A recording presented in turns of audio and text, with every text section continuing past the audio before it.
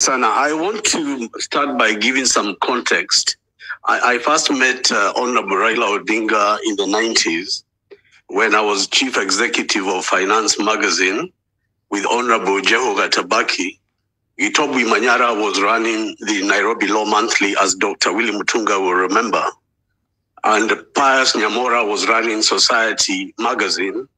And sometime in the mid-90s, Kenneth Matiba bought The People and put Didan Bogua there and David Makali. In those days, when we were interacting with Raila Odinga, he was really a lead in voice in the second liberation and the no reform, no election cry and calls of that era. Now, the reason I'm raising this issue of where these things started and why I think I need to raise my voice, because some of the things Dr. Miguna has been saying over the years have not had a corroboratory voice, and they are very important. I did not participate in the last general election by choice because other than the BBI marriage that was crafted by Uhuru Kenyatta and Raila Odinga, there was nothing that was being offered in that election that could be able to liberate the people of Kenya. And yet I could not support William Ruto, so I decided to stay quiet. But when the election results were announced and Mandamano began in Kenya, there was a call that maybe they can redeem themselves, Azimio la Umoja. So I flew from Diani to Nairobi, and I met a group on the first day of Mandamano that Raila Odinga had convened in Riverside Drive. And when I got there, I found several people. I found James Orengo, I found Amolo Otiende, Senator Ladama, Ruth Odinga, Wajakoya, Professor Makau Mutua, and I will remember if I've forgotten who else was present. And the moderator of that session was Professor Makau Mutua, kind of asking, we have begun this Mandamano and why?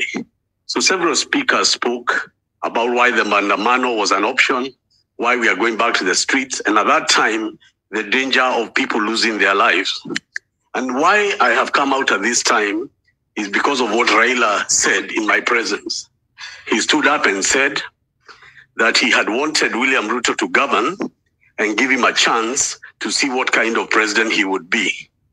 But when he saw that he has bought MPs, he has bought political parties, he is cutting the democratic gains of the 90s, this man is following the architecture of Kaguta Yoweri Museveni and of the president of Rwanda, and that it will become a problem to contain him in the future. And that is why he has decided as Raila to come out in Mandamano, and he will risk his life and doesn't care if he lives or dies, but will not allow Ruto to go for anywhere anymore with taking away the gains of the democratic evolution of the 2010 constitution. And I took him at his word. Now, obviously, if you fast forward a bit, we then heard of certain talks going on behind the scenes. The Nigerian former President Obasanjo in Mombasa, in Ali Hassan Joho's house, and I don't know where. And eventually the whole issue of the African Union and all those things came up. And that was a way of removing the issues that were important, that were to be captured in NATCO, which means that the killing of democracy means there is no opposition to hold the president to account. Why? You buy MPs, you buy political parties, you use money and power and influence. And in fact, Azimio la Umoja had the majority of MPs. But this man bulldozed his way unconstitutionally, bought parliament, and forced a majority government. That is when Ruto became a thug. The moment he took over the National Assembly by force, and then I decided at that point, we are dealing here with a monster. And since that time, he has taken the opposition for a ride, and a ride again.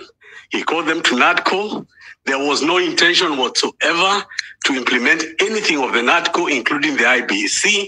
But thank God for these children of this nation of Jay-Z because of their struggle, because of the deaths of the people we have today honored by remembering their names, this dictator has begun to implement just one part of the IBC reforms.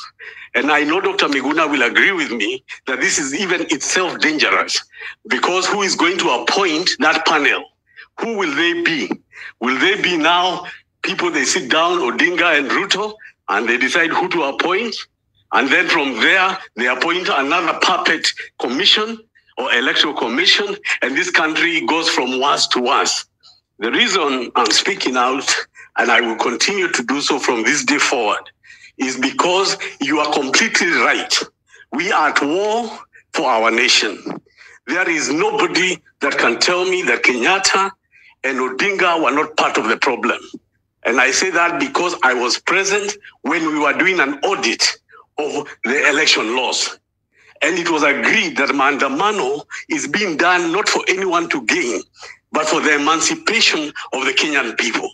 But for Baba, all it took for him was to be offered the African Union job, and he betrayed all the people of Kenya because he never believed anybody else could fill the streets.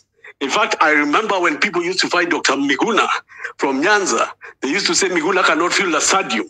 Miguna has no army, he has no military. They never said anything about his ideas or what he was saying was true or untrue. But what has now happened is an awakening across regions, tribe, across all gender, and people of Kenya have said no and have come out. And they are forcing certain things to happen. The second thing I want to raise is the issue of the military.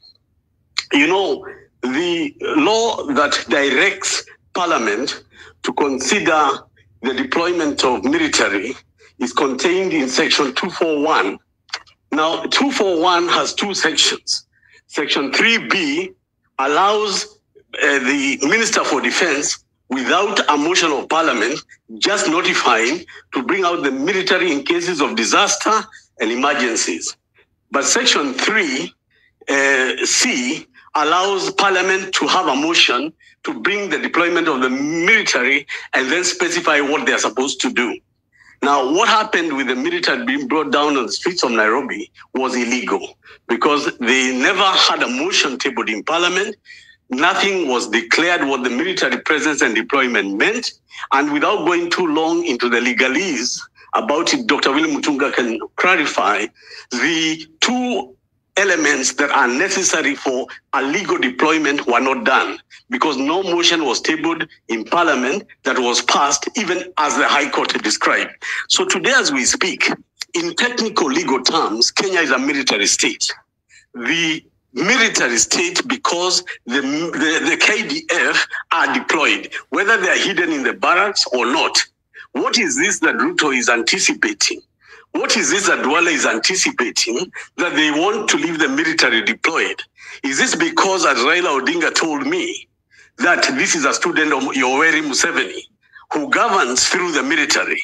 So I cannot put anything past this president because a man who can see 20, 12-year-old children being shot 7, 10 bullets, 70, you are talking about 41 people dead, and not even a government minister attending any funeral. Why do you think this man, if things go south, they cannot bring in the military?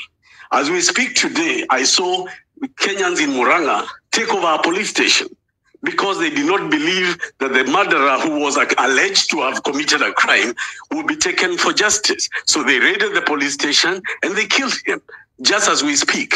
So my question is, and to the people that are doing the demonstrations, including all of us, we have to keep asking the question, why is there a legal military deployment in Kenya? And in fact, who has to benefit from it? And what chaos is there in Kenya that requires that? Or is somebody going to manufacture a problem like they did when they went to Githurai the other day? And they created a problem. Are they going to sponsor some kind of terrible issue and call it a problem? The other third and final issue I want to raise is the issue on corruption. I am looking at what happened the other day to the former governor of Migori, who was charged with crimes of up to 1.9 billion And somewhere, the executive and others are negotiating with him to go scot-free, catch some property of 200 million. Who knows what will happen to the other charges? You remember the MP for Cilicia, John Waluke, was jailed for stealing nearly 1 billion with National Cereal Produce Board. He was jailed and convicted for 67 years. He was serving a jail term, and the alternative was he had to pay back at least 1 billion that was lost by the government, and that is the only way in which he would otherwise be released. Today, as we speak, John Waluke ran for elections, convicted, he ran for elections. Nobody ever talks about him anymore. He's a friend of William Ruto. He's a central part of what's going on in Western Kenya and Western Kenyan politics. How can there be any nation on earth where a convicted and jailed member of parliament, stealing from the public, has been let loose to live and let live? We go to the deputy president, Gachoka, 200 and something million, Justice Minor of the High Court, before elections, had found Gachoka a case to answer, over 200 million. We can go back to the Dubai plane hired by William Ruto, to Runturi at the Ministry of Agriculture, to the opulence of Mukomen and to Oscar Sudi. And you can look at all these things and ask yourself, all this money is the motivation for which these people are in power. Finally, I want to say this. If we had not defeated the BBI, the only reason the BBI was defeated is because of Chapter 4 on the Bill of Rights. That people have a right to be consulted on how their constitution can be altered and by who. It must be people driven. This time round, the Jay-Z and all of us who are here to discuss these issues are seeing a people-driven revolution for a better government, because there is no valid contract between the governed and the government. And we have a right, inherent right, to break that contract. So mine today is to add my voice that there is no talks, there is no negotiating, and I can tell you Raila Odinga lies to my face, and I'm telling the country as Tony Gachoka that he lied to me. And he lied to me why Ruto should not govern. And yet he's the same man now calling for other talks. And he's the same man who knows NADCO was never implemented. And he's calling for another NADCO, simply because he's been told by the president, this is conditional upon our deals going on, whether it's the African Union and everything else, but all other Kenyans be damned. I think that is my opening comment.